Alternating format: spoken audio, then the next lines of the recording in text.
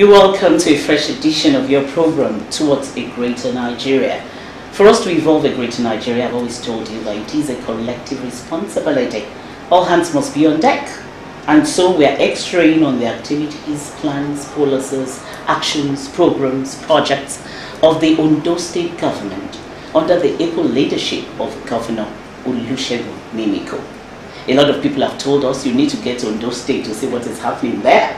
You'll be amazed. Somebody actually asked me, when last did you get to Akure, Ondo State? And I said about 6 years ago. They said, oh, that's long belated. And that's why we're here. We've been here for almost 1 week now, seeing for ourselves what's going on here in Ondo State. I dare to tell you that in Ondo State, government is working. And I have the pleasure of speaking with the #1 chief executive of the state, Governor Olusegun Mimiko. Your Excellency, you're welcome. Thank you, ma'am. So good to see you, sir. I'm fine. I'm fine. And you too, sir. Nice to have you in our state. Thank you. I must say your people are hospitable people. The very first question that comes to my mind, Your Excellency, having been around for about a week, agro-allied businesses, farm settlement cities, international auto market, roads infrastructure, potable water, boreholes, about 450 community development projects, and so on and so forth. We've been touring, and we won't stop asking ourselves, what is the driving force behind Governor Mimiko? It's one thing to say, I want to do this, I want to do that. It's another thing to say, okay, I've gotten there. Because of the limited resources, I won't do more than 2. But believe you me, all the places we've toured, we've seen every bit of developmental projects ongoing. What is the force? When God gives you an assignment, He gives you the enablement. Enablement includes the resources, the energy, the passion. I thank God for what He has done through us in Ondo State in the last 2 years. And the other thing is that when God wants to give you an assignment, He actually prepares you for it. I must say that I've been engaged for quite some time in the political process here. Having been commissioner twice, been SSG. And I got a stint at the federal level as a federal minister. All of this prepared me for the position I am today. I want to say this with all sense of humility. A lot of ideas got generated in my head over the years. And one was pregnant with some of these. One tried to push some of this through, that's commissioner SSG, but it's not the same as being in the driving seat and being the chief executive and being able to take decision and turn your vision to reality. So I think the totality of it is that God is at work here. He's prepared us adequately for this job. He's given us the passion, the commitment, and the love of the people in our hearts. So it's giving us the energy which keeps driving us.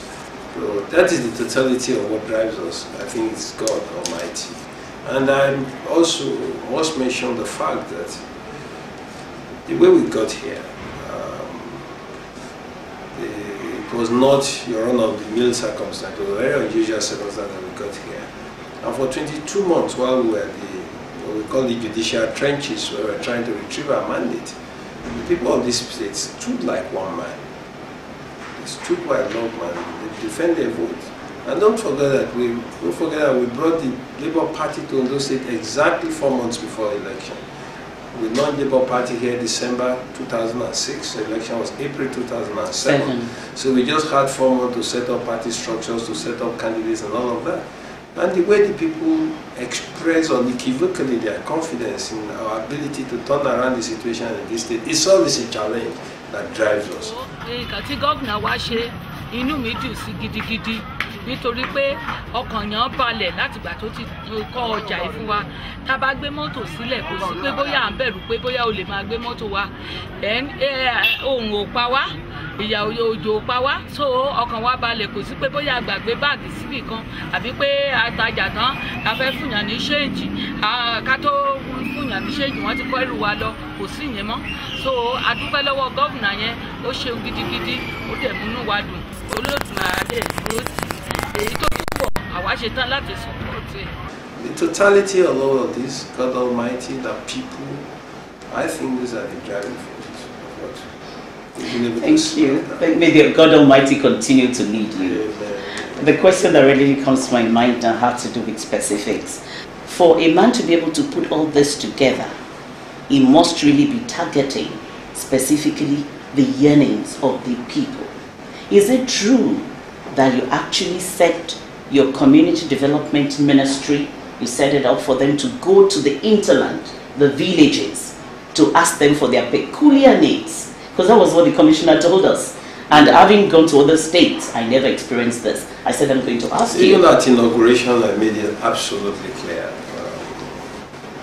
And I'll give you a copy of our inauguration address. Okay. I made it absolutely clear to the people that we would continue to make choices for the people. Resources will always be limited. Yeah. The essence of government is to prioritize, is to make the choices which in its perception is in the interest of the people. And in our case, we had said that we will make choices that we believe is in the interest of the greatest number of For the people. And when you talk of greatest number of people in any Nigerian setting, people are still trying to grapple with fundamentals. They want to take food for granted, clean water for granted, affordable healthcare services. In this environment, the ambition and aspiration of every parent is to have good education for their children, because education is a tool of social mobility. Mr. Governor has done what a Napoleon cannot do. This is marvelous. See the evidence in facts. And like I have said in his maiden speech, he said he wants to bring in the gap between the poor and the rich, the child. Because the only way you can escape poverty is through education, whereby the son of the poor and the rich will be in the common area like this and study together. In fact, we have to thank him that God will be with him. Àárín àwọn òbí ni mo wà yìí, a dẹ̀ lo àkókò yìí láti dúpẹ́ lọ́wọ́ gómìnà wa fún àwọn iṣẹ́ ribiribi eléyìí tó yẹ pé wọ́n ṣe ní mega school ní Ondo town bíbáyìí. A dẹ̀ rí eléyìí pé ó jẹ́ nǹkan tó jẹ́ ìwúrí fún àwọn ọmọ wa, nítorí pé àwọn ọmọ wa wá ní access sí ẹ̀rọ kọ̀ǹpútà eléyìí tá ń pè ní ẹ̀rọ ayárabíàṣá láti máa lò ní òrèkóòrè.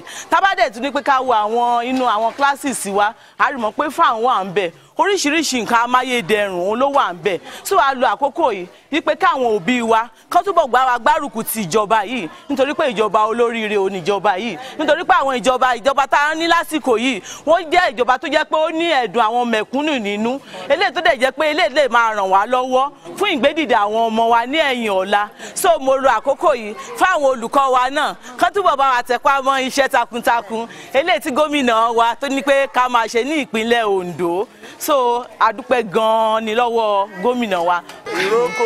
Gbà síbẹ̀! Gbà síbẹ̀!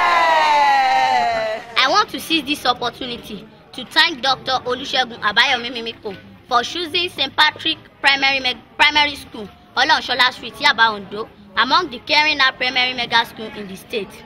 To this, we the people and all members of staff express our profound gratitude and appreciate the good work of our governor in the state. We sincerely thank him and pray that the God will continue to shower his blessing upon him and his immediate family and his working in the state. And I pray as the governor renovates our school, the God will renovate his life, renovate his home, renovate his presidency in Ondo State. We say kudos to the governor. God bless Ondo State. God bless Nigeria. Thank you. These are the fundamentals, and we have deliberately make these choices because these, in our perception, are the liberating factors that will get the people out of poverty and get them to be recreators of wealth. As regards the communities, we have noticed over the years the inequitability in distribution of resources, even between the urban centers and the rural communities. And we thought that we must address this. We also believe fundamentally that the role of government actually is to catalyze development, to create the environment that will make the people themselves reach out for their own creativity, release their energy, and drive development. And to be able to do this at the community level, we put together what we call the 3 Eyes initiative. I'm sure it must have been explained to you. Yeah. It's based on one premise. But in the rural areas, just like in many other areas, there are competing needs. Yeah. Health facilities, drinking water, classrooms, town hall, bridges, rural routes, and all of that. There are competing needs. And one thing is clear. We also proceed from the assumption, and I think it is right, that is the people who will be able to prioritize their needs, because they live these needs or these deficits on a daily basis. So they will be in the best position. And so, for so long, we talked about bottom-up approach to development, and we thought that we could start this at the rural areas, and we trained some of our young graduates in community engagement. Oh, we are working for our government, sir. So what are you doing right now? We are cleaning. We are cleaning up. We are cleaning up the road, the major road now. Yeah. So and we are going to plant grass now. Grass. This and wait We go to the communities and do a need appraisal, need assessment, and get through the local governance institutions in this community, get them to list their priorities and prioritize them. And having prioritized them, we pick number 1. In collaboration with them, we call them confidence building projects, to put this on ground for people to know that government is about them, it's about their needs. It's not only that we put on ground, we also virtually recreated the quality and the time of delivery of all of these services. Ultimately, we will get the people to drive their own development, to pick their own priorities. Because the next stage of our program is that we are getting the people through community change champions. These are people elected or selected by each of these communities, and we have trained them. We've trained them in bookkeeping, in project identification, project implementation, monitoring, evaluation, and all of that. So the next stage is that such communities, we are disbursing funds to them directly to implement projects themselves. And the outcome has been very, very exciting. In terms of value for money, we get it's amazing what people have done for themselves. And we go to the communities and say, look, everybody must contribute. If you don't have cash, you must have sweat. You contribute sweat if you don't have money. Exactly. You contribute money if you have money. You contribute both if you want. You know, both if you want. But the whole thing is that the community must be organized in such a way that they identify their needs and drive. Government will contribute resources, will contribute technical support. And in the last 3 years, as I speak with you, we have worked or are working in 425 communities and thereabout. And more than 300 completed community prioritized projects completed. It's had electrifying effect if you visit any of these communities. For the first time, some of these communities are seeing government. They're getting to know what government is all about.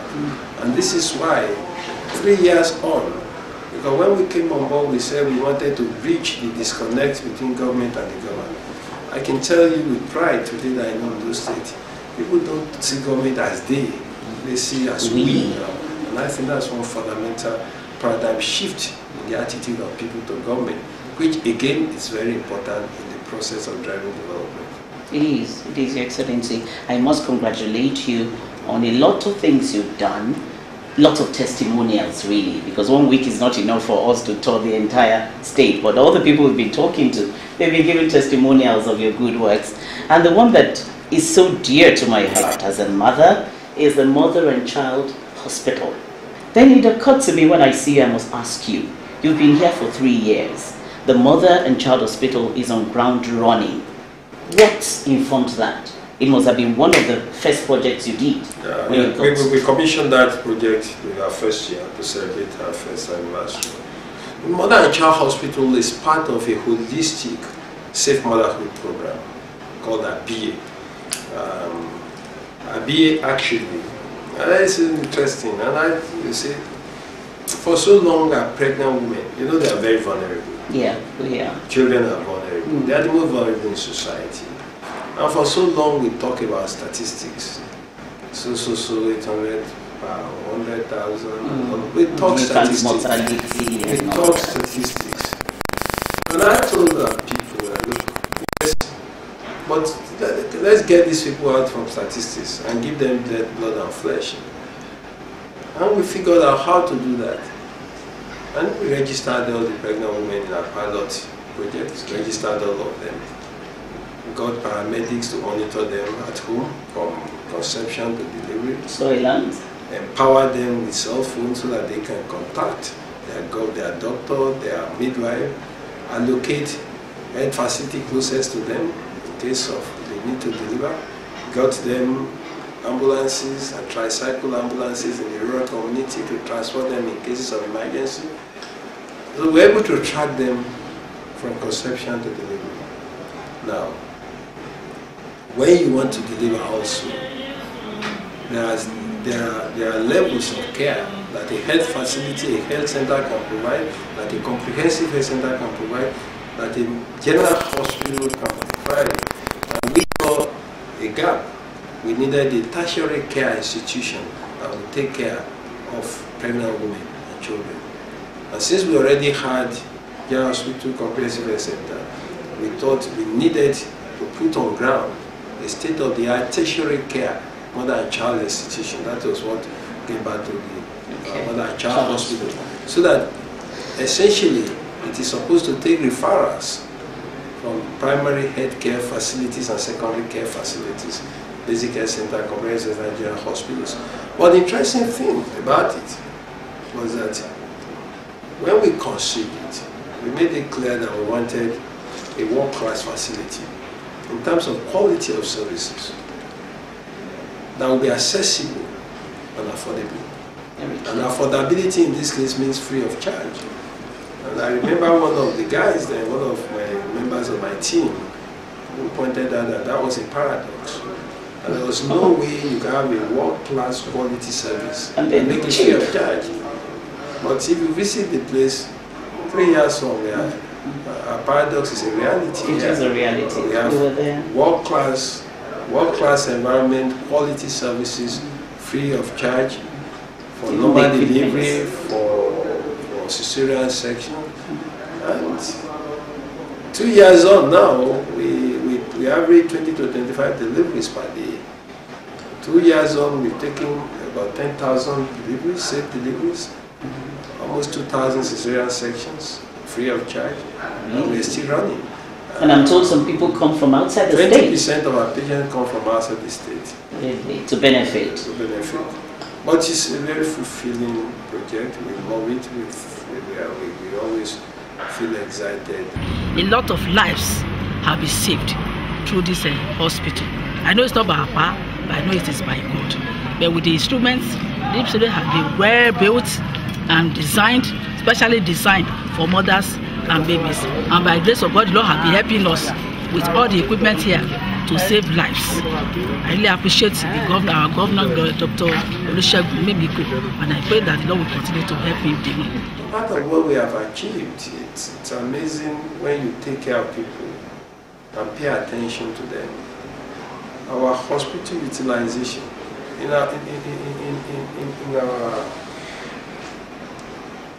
our pilot program, we did a survey, found out that only 16% of pregnant women who registered in health facilities end up with actual delivery in such facilities. What it means is that we cannot track about 4%.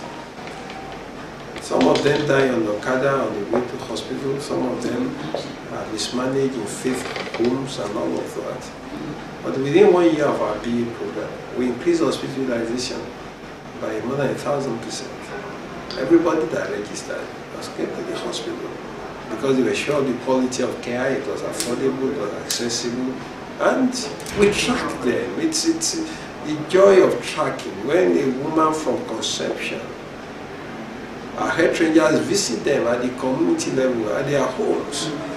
And any of them that we envisage might need surgical operation, when they are due, we transport them to hospital.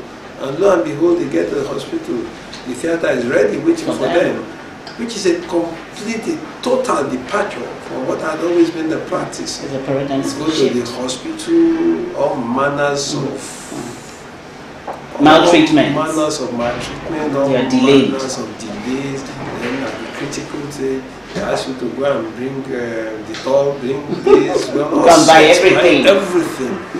But you see, working in hospital like a queen, in a workers' environment, getting the bill and charging you nothing for it.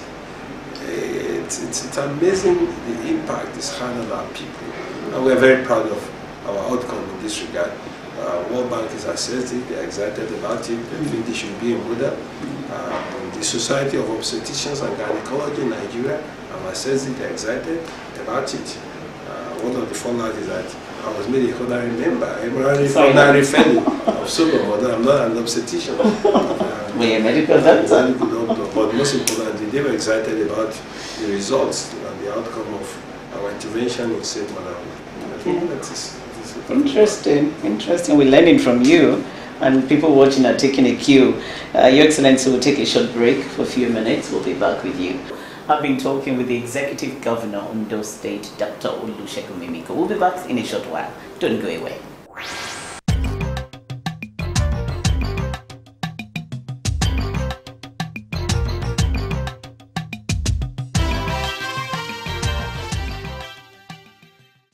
You're welcome back. For those that are just joining us, I've been talking with the Executive Governor, Ondo State, Dr. Olusegun Mimiko, looking at his activities in the past 3 years. You're welcome back, Your Excellency. I must share the experience we had when we went to the mega market places we built. The one for Ikare, the one in Akure, and we saw the market women. They were all so excited. They made a request of you, and I said, when I see you, I'll let you know. They said, please tell our governor he's doing so well, but we want him to also do more in the area of job creation, which I know is a national issue. There are a lot of varsity graduates that are still looking for jobs. We went to Ore. We saw the many graduates that have been accommodated there. But what are your future plans or immediate plans in this regard? If we must create massive employment with multiplier effect, we must invest massively in agriculture. And that was why we started out to be able to get people engaged in agriculture, especially university graduates. You must make it attractive to them. Making it attractive means you must remove the drudgery of agriculture. You must introduce mechanized farming to them. The type of agriculture we've introduced to them is virtually a cutlass-less agriculture, if it is something like that. And we decided to build what we call the agro-business cities, leveraging the fact that we have very, very fertile Lands. And the first of that is in Ore, which you have seen. We have 3 now built with a combined capacity of more than 3,000 graduates working, not to talk of the other multiplier effect. So we've been able to use agriculture to generate employment, to create wealth. Yeah. Of course, the next stage is to add value to the products. We must go through the whole value chain of agriculture to create wealth and generate employment. We are doing that. And we will continue to expand the capacity of agro-business cities and create new ones. For example, around November, we also went to Iswada, another one, where we tried to also create some employment through poultry farming and dressing broilers for Christmas. Again, we increase the capacity of that also. So agriculture for us is number 1. This project has helped us a lot. Particularly, it has helped me a lot because I've graduated over, let me say, about 3 years now, and I've been searching for a job. And there's no job anywhere. But Governor Mimiko has initiated this project and has engaged me and some of our colleagues too. So we have engaged, we have something in doing, and it has helped us a lot, even for us not to be looking for white-collar job where it's nowhere to be found now. So it has helped me in that area, and that is the reason why my life is changing now. Of course, the other is ICT, training people and renewable energy. We've trained some graduates in solar panel assembly and building inverters, assembling panels. All the markets you visited, the solar power I noticed. They were built by people we trained here. Really? Yes, young graduates. And we're also increasing the capacity of the training to bring in more and more and more of these graduates. Of course, we also engage people directly in public work. All those that are controlling traffic. People graduate that we took to the police college, we trained them in the police college to be real traffic controllers, and they are very competent. Of course, we trained some in,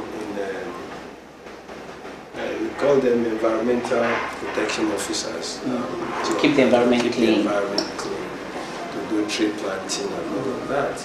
It's a scheme that has almost 12,000 all over the state going. Again, 12,000 is a lot, but when you look at the unemployment market, it's still very much bigger than that. But ultimately, we also hope to leverage on our own raw materials to create industries that will employ. Look at the tomato factory. Why we are excited about the tomato factory is that it has all the ingredients that we want in our industrialization policy. Number one, low energy consumption. Number two, it must be able to employ directly and employ indirectly. The people we work in the factory will be about 200 or so. But the outgrower, we have trained 500. So and this year, as soon as we increase the capacity of the factory, we are taking on about 1,000 more outgrowers that will grow tomato that will feed the factory. Then it is agro-based. 90% of the raw materials produced locally. All of these combined, that is the direction of our industrialization, agro-based industry, low energy consumption, with indirect employment generation. Thank you so much, Excellency. It's been quite interesting, enlightening, and of course educative talking with you. We wish you continued success, and so good to see you again. Thank you. Thank you very much. Are you welcome to Ondo State anytime? Thank you, thank you. Well, viewers, you've heard it all from the horse's mouth, the Executive Governor of Ondo State. Those of you that have challenged me, go to Ondo State and see government working. I've been here. I've seen for myself. And for those that have not visited Ondo State, I need to challenge you. I remain your uncle, Omotayo Omotosho. It's a continuous one, because everything that's happening in Ondo State, we couldn't bring them to you in one 30-minute package. So make sure you join a date with us next week, same time, on the continuation of government that is working in Ondo State under Governor Olusegun Mimiko. Thank you very much. God bless you.